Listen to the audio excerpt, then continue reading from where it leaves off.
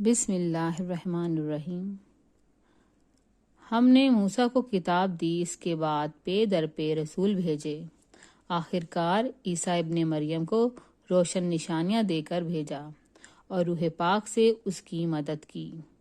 پھر یہ تمہارا کیا ڈھنگ ہے کہ جب بھی کوئی رسول تمہاری خواہشات نفس کے خلاف کوئی چیز لے کر تمہارے پاس آیا تو تم نے اس کے مقابلے میں سرکشی ہی کی، کسی کو جھٹلایا اور کسی کو قتل کر ڈالا۔ وہ کہتے ہیں ہمارے دل محفوظ ہیں، نہیں، اصل بات یہ ہے کہ ان کی کفر کی وجہ سے ان پر اللہ کی پھٹکار پڑی ہے، اس لیے وہ کم ہی ایمان لاتے ہیں۔ اور اب جو ایک کتاب اللہ کی طرف سے ان کے پاس آئی ہے، اس کے ساتھ ان کا کیا برتاؤ ہے؟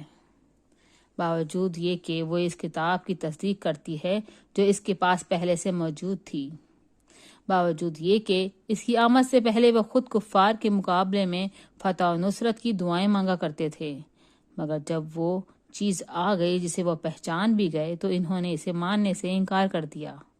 خدا کی لعنت ان منکرین پر، کیسا برا ذریعہ ہے جس سے یہ اپنے نفس کی تسلی حاصل کرتے ہیں کہ یہ جو ہدایت اللہ نے نازل کی ہے اس کو قبول کرنے سے صرف اس ضد کی بنا پر انکار کر رہے ہیں کہ اللہ نے اپنے فضل سے اپنے جس بندے کو خود چاہا نواز دیا، لہٰذا اب یہ غضب بلائے غضب کے مستحق ہو گئے ہیں، اور ایسے کافروں کے لیے سخت ذلت آمیز سزا مقرر ہے۔ جب ان سے کہا جاتا ہے کہ جو کچھ اللہ نے نازل کیا ہے اس پر ایمان لاؤ، تو وہ کہتے ہیں ہم تو صرف اس چیز پر ایمان لاتے ہیں جو ہمارے ہاں یعنی نسل اسرائیل میں اتری ہے۔ اس دائرے کے باہر جو کچھ آیا ہے اسے ماننے سے وہ انکار کرتے ہیں، حالانکہ وہ حق ہے، اور اس تعلیم کی تصدیق و تائید کر رہا ہے جو ان کے ہاں پہلے سے موجود تھی۔ اچھا، ان سے کہو اگر تم اس تعلیم ہی پر ایمان رکھنے والے ہو جو تمہارے ہاں آئی تھی تو اس سے پہلے اللہ کے ان پیغمبروں کو جو خود بنی اسرائیل میں پیدا ہوئے تھے کیوں قتل کرتے رہے؟ تمہارے پاس موسیٰ کیسی روشن نشانیوں کے ساتھ آیا، پھر بھی تم ایسے ظالم تھے کہ اس کے پیٹ موڑتے ہی بچڑے کو معبود بنا بیٹھے۔ پھر ذرا اس میثاق کو یاد کرو جو طور کو تمہارے اوپر اٹھا کر ہم نے تم سے لیا تھا۔ ہم نے تاکید کی تھی کہ جو ہدایات ہم دے رہے ہیں ان کی سختی کے ساتھ پابندی کرو اور کان لگا کر سنو۔ تمہارے اسراف نے کہا کہ ہم نے سن لیا مگر مانیں گے نہیں، اور ان کے باطن پرستی کا یہ حال تھا کہ دلوں میں ان کے بچھڑا ہی بسا ہوا تھا۔ کہو اگر تم مومن ہو تو یہ عجیب ایمان ہے جو ایسی بری حرکات کا تمہیں حکم دیتا ہے۔ ان سے کہو کہ اگر واقعی اللہ کے نزدیک آخرت اگر تمام انسانوں کو چھوڑ کر صرف تمہارے ہی لیے مخصوص ہے تب تو تمہیں چاہیے کہ موت کی تمنا کرو، اگر تم اپنے اس خیال میں سچے ہو۔ یقین جانو کہ یہ کبھی اس کی تمنا نہ کریں گے، اس لیے کہ اپنے ہاتھوں جو کچھ کما کر انہوں نے وہاں بھیجا ہے اس کا اقتضا یہی ہے کہ یہ وہاں جانے کی تمنا نہ کریں۔ اللہ ان ظالموں کے حال سے خوب واقف ہے، تم انہیں سب سے بڑھ کر جینے کا حریص پاؤ گے، حتیٰ کہ یہ اس معاملے میں مشرکوں سے بھی بڑھے ہوئے ہیں۔ ان میں سے ایک شخص یہ چاہتا ہے کہ کسی طرح 1000 برس جیے، حالانکہ لمبی عمر بہرحال اسے عذاب سے تو دور نہیں پھینک سکتی ہے۔ جیسے کچھ اعمال یہ کر رہے ہیں اللہ تو انہیں دیکھ ہی رہا ہے۔ ان سے کہو کہ جو کوئی جبرائیل سے عداوت رکھتا ہو اسے معلوم ہونا چاہیے کہ جبریل نے اللہ ہی کے اذن سے یہ قرآن تمہارے قلب پر نازل کیا ہے جو پہلے آئی ہوئی کتابوں کی تصدیق و تائید کرتا ہے اور ایمان لانے والوں کے لیے ہدایت اور کامیابی کی بشارت بن کر آیا ہے۔ اگر جبریل سے ان کی عداوت کا سبب یہی ہے تو کہہ دو کہ جو اللہ اور اس کے فرشتوں اور اس کے رسولوں اور جبریل اور میکائیل کے دشمن ہیں، اللہ ان کافروں کا دشمن ہے۔ ہم نے تمہاری طرف ایسی آیات نازل کی ہیں جو صاف صاف حق کا اظہار کرنے والی ہیں، اور ان کی پیروی سے صرف وہی لوگ انکار کرتے ہیں جو فاسق ہیں کیا ہمیشہ ایسا ہی نہیں ہوتا رہا ہے کہ جب انہوں نے کوئی عہد کیا تو ان میں سے ایک نہ ایک گروہ نے اسے ضرور ہی بالائے طاق رکھ دیا، بلکہ ان میں سے اکثر ایسے ہی ہیں جو سچے دل سے ایمان نہیں لاتے، اور جب ان کے پاس اللہ کی طرف سے کوئی رسول اس کتاب کی تصدیق و تائید کرتا ہوا آیا جو ان کے ہاں پہلے سے موجود تھی، تو ان اہل کتاب میں سے ایک گروہ نے کتاب اللہ کو اس طرح پسے پشت ڈالا گویا کہ وہ کچھ جانتے ہی نہیں، اور لگے ان چیزوں کی پیروی کرنے جو شیاطین سلیمان کی سلطنت کا نام لے کر پیش کیا کرتے تھے۔ حالانکہ سلیمان علیہ السلام نے کبھی کفر نہیں کیا۔ کفر کی مرتکب تو وہ شیاطین تھے جو لوگوں کو جادوگری کی تعلیم دیتے تھے۔ وہ پیچھے پڑے اس چیز کے جو بابل میں 2 فرشتوں ہاروت و ماروت پر نازل کی گئی تھیں۔ حالانکہ وہ فرشتے جب بھی کہیں کسی کو اس کی تعلیم دیتے تھے تو پہلے صاف طور پر متنبہ کر دیا کرتے تھے کہ دیکھ، ہم محض ایک آزمائش ہیں، تو کفر میں مبتلا نہ ہو۔ پھر بھی یہ لوگ ان سے وہ چیز سیکھتے تھے جس سے شوہر اور بیوی میں جدائی ڈال دیں۔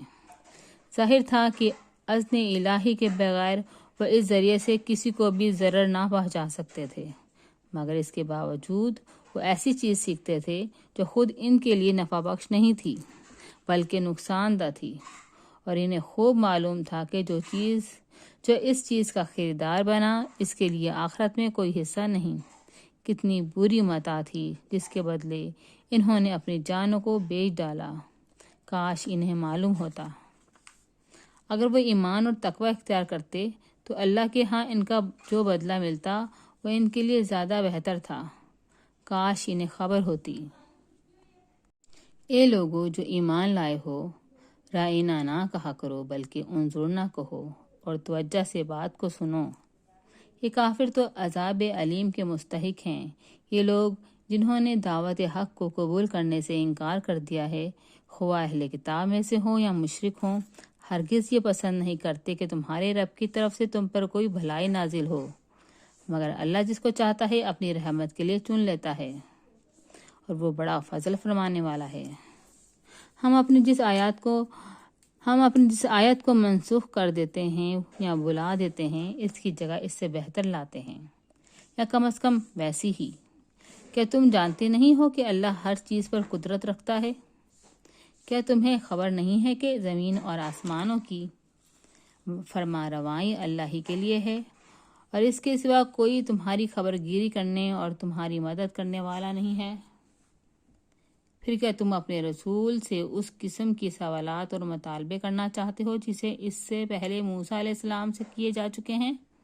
حالانکہ جس شخص نے ایمان کی روش کو کفر کی روش سے بدل لیا وہ راہ راست سے بھٹک گیا۔ اہل کتاب میں سے اکثر لوگ یہ چاہتے ہیں کہ کسی طرح تمہیں ایمان سے پھیر کر پھر کفر کی طرف پلٹا لے جائیں، اگرچہ حق ان پر ظاہر ہو چکا ہے، مگر اپنے نفس کی حسد کی بنا پر تمہارے لیے ان کی یہ خواہش ہے۔ اس کے جواب میں تم گزر سے کام لو، یہاں تک کہ اللہ خود ہی اپنا فیصلہ نافذ کر دے۔ مطمئن رہو کہ اللہ تعالیٰ ہر چیز پر قدرت رکھتا ہے۔ نماز قائم کرو اور زکوٰۃ دو، تم اپنی عاقبت کے لیے جو بھلائی کما کر آگے بھیجو گے اللہ کے ہاں اسے موجود پاؤ گے۔ جو کچھ تم کرتے ہو وہ سب اللہ کی نظر میں ہے۔ ان کا کہنا ہے کہ کوئی شخص جنت میں نہ جائے گا جب تک کہ وہ یہودی نہ ہو، عیسائی کے خیال کے مطابق عیسائی نہ ہو۔ یہ ان کی تمنائیں ہیں۔ ان سے کہو اپنی دلیل پیش کرو اگر تم اپنے دعوے میں سچے ہو۔ دراصل نہ تمہاری کچھ خصوصیت ہے نہ کسی اور کی۔ حق یہ ہے کہ جو بھی اپنی ہستی کو اللہ کی اطاعت میں سونپ دے اور عملاً نیک روش پر چلے، اس کے لیے اس کے رب کے پاس اس کا اجر ہے، اور ایسے لوگوں کے لیے کسی خوف یا رنج کا کوئی موقع نہیں۔ یہودی کہتے ہیں عیسائیوں کے پاس کچھ نہیں، عیسائی کہتے ہیں یہودیوں کے پاس کچھ نہیں، حالانکہ دونوں ہی کتاب پڑھتے ہیں، اور اسی قسم کے دعوے ان لوگوں کے بھی ہیں جن کے پاس کتاب کا علم نہیں ہے۔ یہ اختلافات جن میں یہ لوگ مبتلا ہیں، ان کا فیصلہ اللہ قیامت کے روز کر دے گا۔ اور اس شخص سے بڑھ کر ظالم کون ہوگا جو اللہ کے معبدوں میں اس کے نام کی یاد سے روکے اور ان کی ویرانی کے در پہ ہو۔ ایسے لوگ اس قابل ہیں کہ ان عبادت گاہوں میں قدم نہ رکھیں، اگر وہاں جائیں بھی تو ڈرتے ہوئے جائیں۔ ان کے لیے تو دنیا میں رسوائی ہے اور آخرت میں عذاب عظیم۔ مشرق اور مغرب سب اللہ کے ہیں، جس طرف بھی تم رخ کرو گے اسی طرف اللہ کا رخ ہے۔ اللہ بڑی وسعت والا اور سب کچھ جاننے والا ہے۔ ان کا قول ہے کہ اللہ نے کسی کو بیٹا بنایا ہے۔ اللہ پاک ہے ان باتوں سے۔ اصل حقیقت یہ ہے کہ زمین اور آسمانوں کی تمام موجودات اس کی ملک ہیں، سب کے سب اس کے مطیع و فرما بردار ہیں۔ وہ آسمانوں اور زمین کا معجد ہے، اور جس بات کا وہ فیصلہ کرتا ہے اس کے لیے بس یہ حکم دیتا ہے کہ ہو جا، اور وہ ہو جاتی ہے۔ نادان کہتے ہیں کہ اللہ خود ہم سے بات کیوں نہیں کرتا، یا کوئی نشانی ہمارے پاس کیوں نہیں آتی۔ ایسی ہی باتیں ان سے پہلے لوگ بھی کیا کرتے تھے۔ ان سب اگلے پچھلے گمراہوں کی ذہنیت ایک جیسی ہیں۔ یقین لانے والوں کے لیے تو ہم نشانیاں صاف صاف نمایاں کر چکے ہیں۔ اس سے بڑھ کر نشانی کیا ہوگی کہ ہم نے تم کو علم حق کے ساتھ خوشخبری دینے والا اور ڈرانے والا بنا کر بھیجا۔ اب جو لوگ جہنم سے رشتہ جوڑ چکے ہیں ان کی طرف سے تم ذمہ دار جواب دہ نہیں ہو۔ یہودی اور عیسائی تم سے ہرگز راضی نہ ہوں گے جب تک تم ان کے طریقے پر نہ چلنے لگو۔ صاف کہہ دو کہ راستہ بس وہی ہے جو اللہ نے بتایا ہے، ورنہ اگر اس علم کے بعد جو تمہارے پاس آ چکا ہے تم نے ان کی خواہشات کی پیروی کی تو اللہ کی پکڑ سے بچانے والا کوئی دوست اور مددگار تمہارے لیے نہیں ہے۔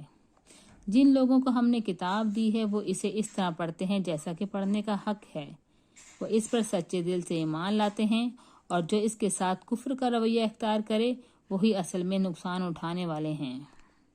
اسرائیل، یاد کرو میری وہ نعمت جس سے میں نے تمہیں نوازا تھا، اور یہ کہ میں نے تمہیں دنیا کی تمام قوموں پر فضیلت دی تھی، اور ڈرو اس دن سے جب کوئی کسی کے ذرا کام نہ آئے گا، نہ کسی سے فدیہ قبول کیا جائے گا، نہ کوئی سفارشی آدمی کو فائدہ دے گی، اور نہ مجرموں کو کہیں سے کوئی مدد مانگ سکے گی۔